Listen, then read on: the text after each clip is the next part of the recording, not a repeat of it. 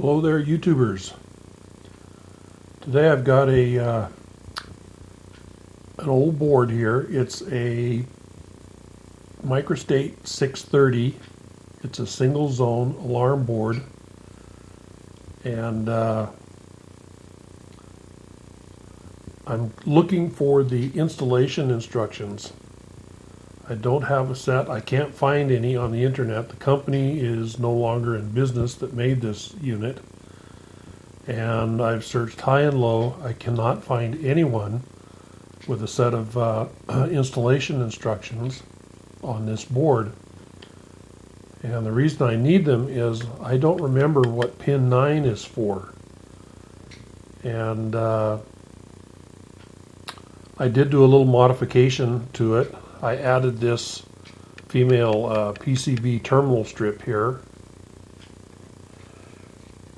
40 pin runs all over to here. And I added these LEDs. They just plug into the little female slots there.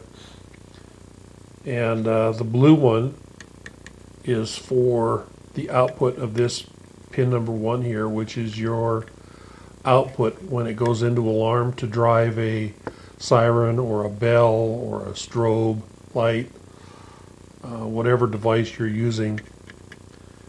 That's this pin, and so when it goes on, if the board goes into alarm, this pin comes on, as does this blue LED, so that I can see right in the box instead of having to run over to where the keypad is, which there is no indication for this anyway.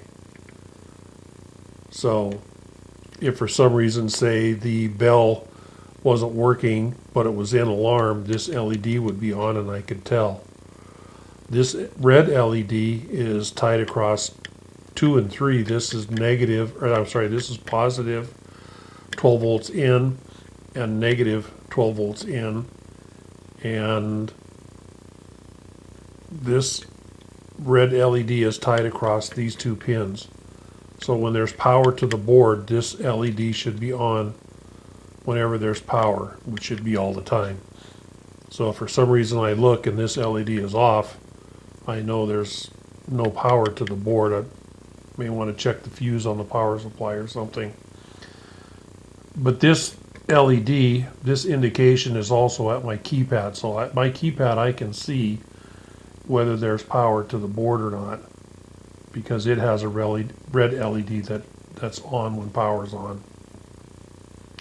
But again, this is nice if I'm in the panel there doing something, I can see whether the power's on to the board.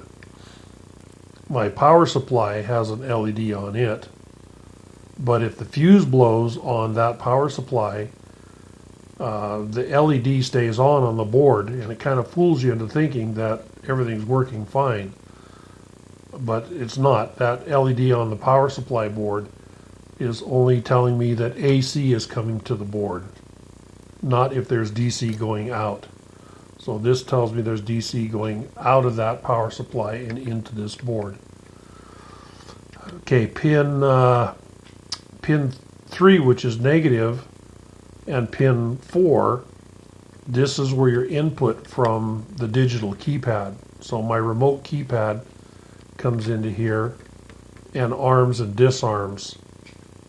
Okay, so that's what the yellow LED is for. The yellow LED tells me whether the system is armed or disarmed. Okay, and it's tied to pin 5. Pin 5 is an output. So I have a yellow LED on my keypad. And again, so if I'm in the box here doing something, I can tell whether, I don't have to run to the keypad to see if it's armed or disarmed. I can now tell right from here. So then, like I say, this pin here has a wire that goes out to the keypad, which has an LED, a yellow LED, so I can tell from both locations. Same thing with this green LED. This green LED is tied to this pin here, pin 6, terminal 6. And this tells me whether the alarm loop is open or closed. Okay, terminal 7 and 8 here, this is the input for the alarm loop. So I have that requires an ELR, which is end of line resistor on this loop. So this 2.2K ohm resistor would go out to the end of the loop when this board is installed in the panel, and it protects the loop, that alarm loop, from somebody trying to short circuit it or open it. If they try doing that, if they try to circumvent this loop, this resistor protects that from happening. But anyway, so when this, if I were to loosen this screw and take this pin off, or vice versa, or take them both off, take the whole thing off, this LED is off, as is the output to my keypad. So I have a green LED on my remote keypad. So if this loop is closed, this light is on, this LED is on. If this loop is open, this LED is off.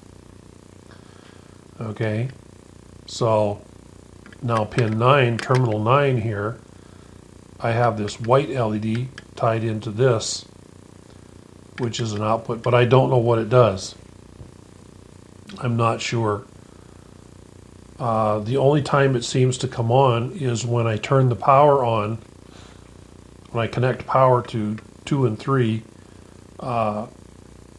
this LED comes on, the yellow LED comes on, the red LED comes on, and the blue LED comes on. The green stays off.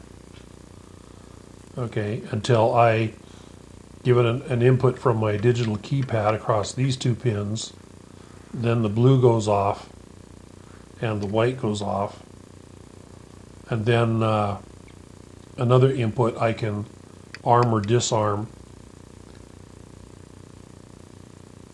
and then the loop has to be closed for this to come on. So when the loop is closed and this LED is on, the power LED is on, if I give it an input from the keypad to arm, this LED will come on. This is off and this is off. Then if this loop is opened, then this light goes off and this LED comes on, showing that there's an output on this pin. And the siren or your bell or a strobe light or something, whatever you have connected as your output here, is run by this big transistor here. This is like a big switch. It closes, puts power to this pin, drives your devices. All right. This little transistor over here, you can see that very well. There's a little transistor right there. That little transistor drives this big transistor. Okay. And this big resistor is tied in with this. So there can be quite a bit of current going through there. They require this big resistor to handle the heat. These littler resistors won't run the heat. There are 4 resistors right in here. You can see one here, the one over here. These are jumper wires, like this one here. This is a jumper wire. This board will run on 6 volt or 12 volts. So if you want to run 6 volt, you would cut this jumper here, and then you could operate this board from 6 volts. As it comes from the factory with this jumper intact, it's a 12 volt system, which I'm using. These 3 jumpers here, this is a timer circuit. This big capacitor and these resistors are what times out the board. So when this loop is opened and this green LED goes off, this blue LED comes on because you're in alarm and the bell is ringing. Okay? And a lot of municipalities have a code that says the bell has to shut off within like 3 or 4 minutes. And that's what this little circuit does here. Okay?